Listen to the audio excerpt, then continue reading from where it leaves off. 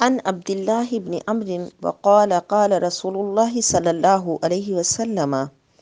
الدنيا كلها متاع وخير متاع الدنيا المرأة الصالحة۔ حضرت عبداللہ بن عمر فرماتے ہیں کہ رسول اللہ صلی اللہ علیہ وسلم نے فرمایا، دنیا ایک برتنے کا سامان ہے اور دنیا کا بہترین سامان نیک بیوی ہے۔ دنیا کو برتنے کا سامان کیوں کہا؟ کیونکہ انسان اسے برت کر استعمال کر کر چھوڑ جاتا ہے۔ اللہ فرماتا ہے قل متاع الدنیا قلیل۔ حضرت علی رضی اللہ تعالیٰ عنہ نے فرمایا کہ ربنا آتینا فی الدنیا حسنہ کی تفسیر میں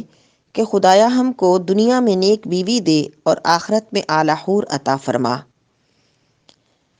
کیونکہ نیک بیوی مرد کو نیک بنا دیتی ہے، اس لیے اسے اخروی نعمتوں میں سے کہا گیا۔ ایک بزرگ رحمت اللہ علیہ فرماتے ہیں کہ نیک عورت سونے سے زیادہ نفع بخش ہے، کیونکہ سونا خرچ ہونے کے بعد ہی نفع دیتا ہے، جبکہ بیوی تمہارے ساتھ ہے، تم اسے دیکھ کر خوش ہوتے ہو، اس سے اپنی حاجت پوری کرتے ہو، ضرورت پڑنے پر اس سے مشورہ کرتے ہو تو وہ تمہارے راز کی حفاظت کرتی ہے، اپنے کاموں میں اس سے مدد طلب کرتے ہو تو وہ تمہاری اطاعت کرتی ہے، تمہاری غیر موجودگی میں تمہارے اہل و عیال اور مال کی حفاظت کرتی ہے۔ حضرت سیدنا سلیمان بن داؤد علی نبینا علیہ السلام کی حکمت آمیز باتوں میں سے ایک یہ بھی ہے کہ عقل مند عورت اپنے شوہر کے گھر کو آباد کرتی ہے، جبکہ بے وقوف عورت اسے برباد کرتی ہے۔